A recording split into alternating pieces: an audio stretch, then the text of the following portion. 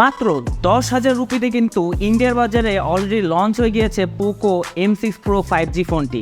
আশা করা যাচ্ছে খুব দ্রুতই কিন্তু বাংলাদেশ বাজারে চলে আসবে, যেখানে আছে স্ন্যাপড্রাগনের 4 Gen 2 এর প্রসেসর, সাথে থাকছে 90 হার্জের ফুল এইচডি প্লাস ডিসপ্লে, 50 মেগাপিক্সেলের ক্যামেরা ও পোকোর অস্থির লুকের কথা তো সবার জানাই আছে। তো চলুন জেনে নেওয়া যাক ফোনটির বাংলাদেশের প্রাইস কত হতে পারে, এর বাকি সব স্পেসিফিকেশন এবং ফোনটি আসলে কেমন হবে এসব সম্পর্কে। এসব নিয়ে আলোচনা করতে আমি সাব্বির আহমেদ আছি আপনাদের সঙ্গে এবং আপনারা দেখছেন হ্যাপিনেস টেক। আমরা কিন্তু অনেকেই জানি যে শাওমি ব্র্যান্ডের এই পোকো এম সিরিজের ফোনগুলো কিন্তু তাদের স্টাইলিশ লুক এবং তাদের পারফরমেন্সের জন্যই কিন্তু সবার কাছে খুবই পরিচিত। এবারে এই পোকো M6 Pro 5G ফোনটির দাম অনেকটা কম রাখলেও কিন্তু পারফরমেন্সে তারা কোনো ঘাটতি রাখেনি। তো চলুন জেনে নেওয়া যাক এই ফোনটির ডিজাইনে বা টোটালি কী থাকছে ফোনটিতে। এই ফোনটির ব্যাকে থাকছে প্রিমিয়াম গ্লাস বডি, যা ফোনটিকে আরও গ্লোসি এবং প্রিমিয়াম লুক দিচ্ছে, এবং এই বাজেটের ফোনগুলোর মধ্যে এটা কিন্তু খুবই রেয়ার এই গ্লাস বডি পাওয়া।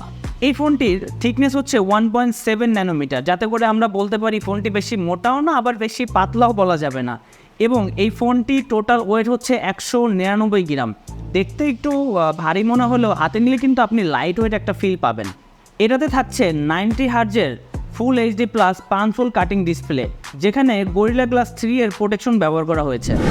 সাধারণত আমরা এই বাজেটের ফোনগুলোর মধ্যে হয়তো এইচডি প্লাস ডিসপ্লে অথবা 90 হার্জের রিফ্রেশ রেট পেয়ে থাকি, কিন্তু পোকোর এই ফোনটিতে তারা ফুল এইচডি প্লাস এবং সাথে 90 হার্জের রিফ্রেশ রেটও কিন্তু দিয়ে দিয়েছে অলরেডি। এই ফোনটির পিক ব্রাইটনেস হচ্ছে 550 নিটস, অর্থাৎ আপনি ইনডোরে ব্যবহার করতে কোনো রকম ঝামেলা হবে না। এর বাইরেও আপনি যদি আউটডোরে ব্যবহার করেন তেমন কোনো ঝামেলা আপনাকে পড়তে হবে না, যথেষ্ট ব্রাইট আপনি পেয়ে যাবেন এই ফোনটি থেকে। এর ডিসপ্লেটা ওভারঅল ভালোই, মোটামুটি খারাপ না, এবং এতে ব্যবহার করা হয়েছে 16 মিলিয়ন কালার। এই ফোনটিতে ব্যবহার করা হয়েছে স্ন্যাপড্রাগনের 4 Gen 2 এর প্রসেসর, যা 4 ন্যানোমিটারের, অর্থাৎ আমরা এক কথায় বাংলা ভাষায় বলতে পারি অল্প দামে মচমচা ভাজা। এটা কেন বলছি, কারণ হচ্ছে এই বাজেটের ফোনগুলোর মধ্যে আপনারা খুবই সুপার একটি পারফরমেন্স পেয়ে যাবেন এই প্রসেসরটি থেকে। আর ভাই, যারা গেমার আছেন তাদের জন্য কিন্তু খুব দারুণ বা খুব একটি সুখবর হচ্ছে এই ফোনটিতে আপনার ল্যাগবিহীন খুব ভালো একটি গেমিং পারফরমেন্স পাবেন। অর্থাৎ আপনি যদি পাবজি খেলেন তাহলে কিন্তু আপনি স্মুথে আলট্রা সেটিংটা পেয়ে যাবেন, যেটাতে আপনি খুব ল্যাগবিহীন এবং খুব ভালো রেজুলেশনে গেম খেলতে পারবেন। এবারে চলে যাওয়া যাক এর ক্যামেরা সেকশনে। এর ব্যাক প্যানেলে কিন্তু আপনারা পেয়ে যাবেন 50 মেগাপিক্সেলের মেইন ক্যামেরা সেন্সর এবং পাশে পেয়ে যাবেন 2 মেগাপিক্সেলের ডেপথ সেন্সর।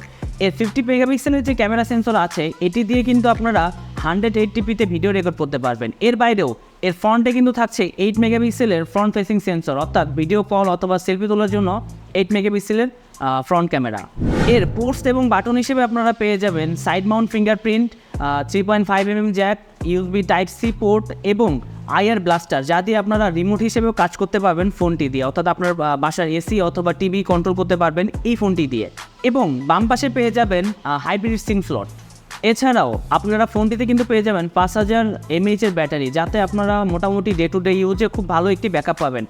এছাড়াও এই ফোনটিতে কিন্তু 18 ওয়াটের ফাস্ট চার্জিং সাপোর্ট করে, যা আপনারা সাধারণত 30 মিনিটে 50% পর্যন্ত চার্জ করে দিতে সক্ষম। এই ফোনটির ইউআই হিসেবে থাকছে MI UI এর 14.0.2 এবং অ্যান্ড্রয়েড 13 অপারেটিং সিস্টেম। এছাড়াও আপনারা ফোনটি থেকে কিন্তু IP53 এর রেটিং পেয়ে যাবেন। তো বলতেই হয় এই বাজেটে এই ফোনটি কিন্তু মোটামুটি সেরা একটি ফোন হতে যাচ্ছে। যাই হোক, এই ফোনটি আপনারা পেয়ে যাবেন দুটি ভেরিয়েন্টে, একটি হচ্ছে 464GB এবং আরেকটি হচ্ছে 6128GB ভেরিয়েন্ট। 464 যে ভেরিয়েন্টটা আছে এটা বাংলাদেশে আপনারা মোটামুটি 15,000-এর আশেপাশে পেয়ে যাবেন, এবং 6128-এর যে ভেরিয়েন্টটা আছে এটা আপনারা 19,000-এর আশেপাশেই পেয়ে যাবেন আশা করছি। ওভারঅল এই ফোনটির প্রসেসর, ডিসপ্লে, ক্যামেরা সব কিছু আমার কাছে ওভারঅল খুবই ভালো লেগেছে। আপনারাও কমেন্ট করে জানাবেন এই ফোনটি আসলে আপনাদের কাছে কেমন লেগেছে। আর ভিডিওটি যদি ভালো লেগে থাকে অবশ্যই চ্যানেলটি সাবস্ক্রাইব করে ভিডিওটি লাইক করে যাবেন, এবং আপনারা যারা অলরেডি চ্যানেলটি সাবস্ক্রাইব করে দিয়েছেন তাদের জন্য রইল একদম মনের মধ্যে থেকে অনেক অনেক ভালোবাসা। সবাই ভালো থাকবেন, সুস্থ থাকবেন, হ্যাপিনেস থেকে সঙ্গে থাকবেন। আল্লাহ হাফেজ।